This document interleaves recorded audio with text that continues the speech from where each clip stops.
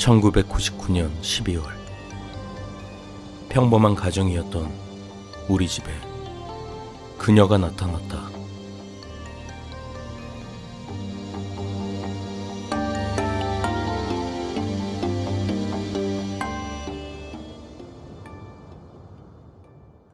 아버지가 아래층에서 나를 불렀다.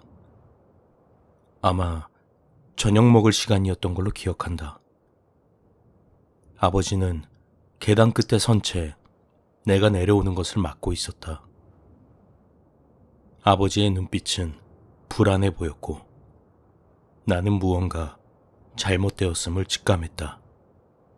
지금부터 내가 하는 말을 명심해야 한다. 알겠니? 아버지가 입을 열었다. 아버지의 이야기를 듣자 심장이 빨리 뛰기 시작했다. 이제 곧 누가 있는 걸 보게 될 텐데 그냥 시선을 나에게만 집중해라. 그 여자에 대해선 가능한 의식하지 않도록 해야 해. 난 거의 웃음이 터질 뻔했다. 나는 12살이었고 이 상황을 아버지답지 않는 농담 정도로 받아들였다. 내가 대답을 하기도 전에 아버지가 이어 말했다.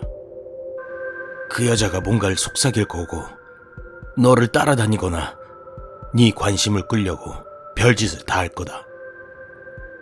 계속 무시하기 굉장히 힘들 거야. 하지만 아들아, 절대 어떤 이유라도 그것과 말을 섞어서는 안 된다. 네가 그게 없는 것처럼 굴고 그 여자에 대해 생각도 하지 않는다면 맹세컨대 그 여자는 떠날 거야. 나한테 그러겠다고 약속해주겠니? 무수히 많은 질문들이 머릿속을 스쳐갔지만 나는 너무 겁에 질렸고 당황스러워서 겨우 아버지에게 알았다고 대답했다. 좋아. 저녁을 먹을 시간이니 어서 아래층으로 가자. 내가 그 여자에 대해 너에게 말해버린 게 그 여자를 강하게 만들어버렸지만 이 방법밖에 없었어. 나는 네가 우연히 그 여자를 마주치는 일만은 피하고 싶었다. 날 믿고 자, 이제 집중하렴. 난 아버지가 말한 대로 주방으로 향하는 아버지에게만 집중하며 천천히 아버지를 따라 아래층으로 내려갔다. 아래층은 방 안의 온도가 급격히 떨어진 듯 서늘한 기운이 감돌았다. 공기 중에 익숙한 듯한 시큼하고 무언가 병들었을 때 나는 그런 냄새가 났다.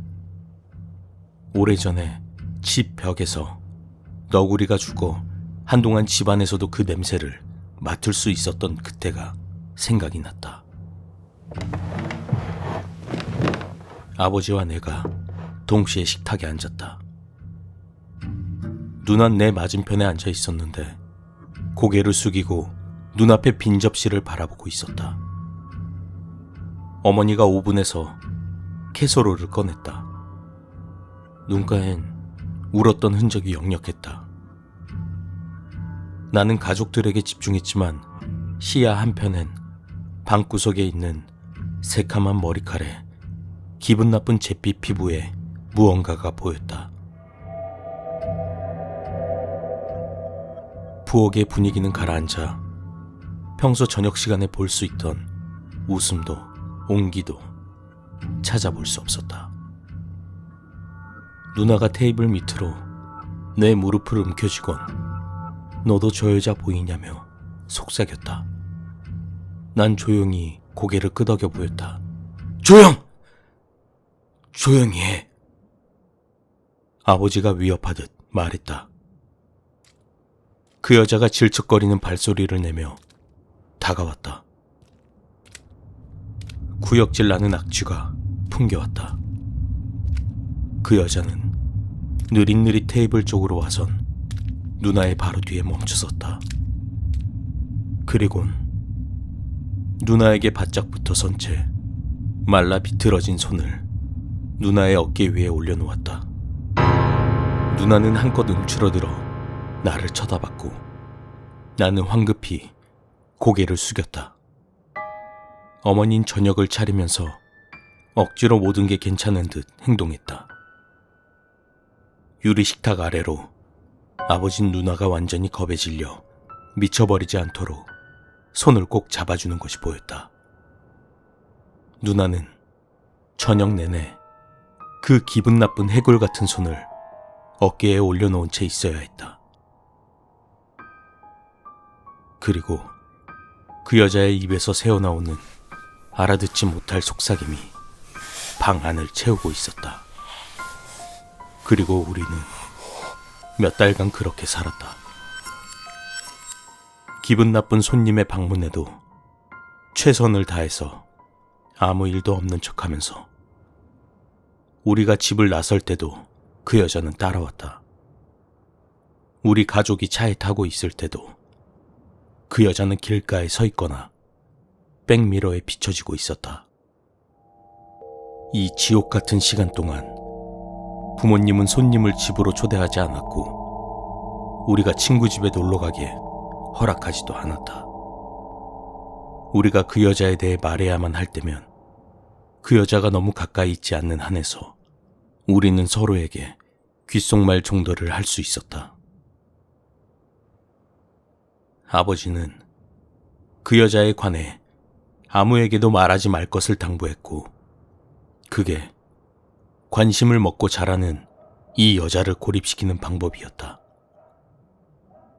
우리가 내린 결론으로 그년 일단 한 가정에 머무르며 그녀에 대해 알기 전까진 외부 사람들에게 보이지 않는 것 같았다.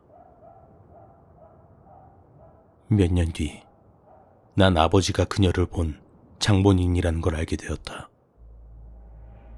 70년대에 고모가 어떤 형태로 그녀와 관련되게 되었고 그 뒤로 고모를 따라 집에 살게 된 것 같다. 그리고 1999년 근처에만 있다가 아버지는 어떤 이유로 그 여자에 대한 생각을 떨쳐버릴 수 없게 되었고 아버지의 인생 그리고 우리의 인생에도 그 여자가 따라붙게 된 것이다. 우리는 그 여자에 대해 다른 사람들에게는 함구하려 노력했다. 이건 우리 인생에서 가장 어려운 일이었다. 우리들은 집을 나설 때 다 같이 나가려 노력했고 그녀는 우리를 따라왔다. 우린 가족들끼리 따로따로 행동하도록 둘 수 없었다. 이 일로 가장 힘든 것은 우리가 학교에 가고 아버지가 출근을 하고 나면 집에서 혼자 그 여자와 있어야 하는 어머니였다. 어느 눈이 오던 2월의 밤, 우리가 저녁을 먹고 어머니는 조금 일찍 자러 침실로 올라갔다. 그 여자는 부모님 침대에 앉아 있었다. 도저히 그녀를 무시하기 힘든 위치에. 어머니는 더 이상 참을 수가 없었다. 침실에서 어머니가 소리를 지르는 게 들려왔다. 제발 우리 가족을 내버려 두라고. 아버지가 어머니를 말리려 단박에 뛰어 올라갔다. 그때가 마지막으로 어머니를 본 때였다. 흰 카펫 위 피가 고인 웅덩이가 남은 전부였다.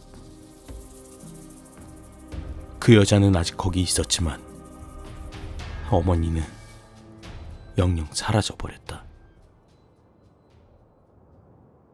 몇 주간 그 여자는 나에게 속삭였다.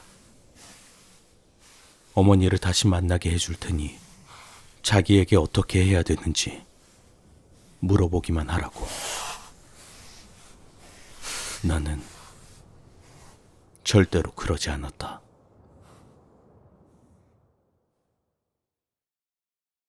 내가 이 이야기를 여러분들에게 털어놓은 것은 당신들이 그 여자에 대해 생각하길 바라기 때문이다. 18년 만에 처음으로 오늘 아침 나는 그 여자를 다시 보게 되었다.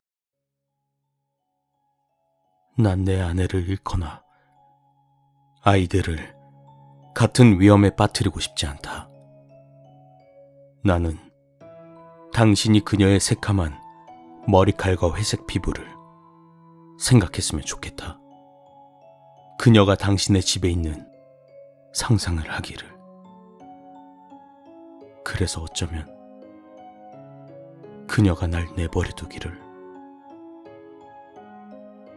당신은 이미 이 일에 연루되었다. 언젠가 당신의 집에도 그녀가 찾아가겠지.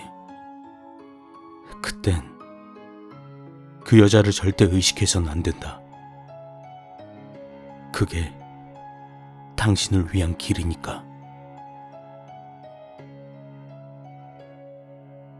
당신에겐 정말로 미안하게 생각한다.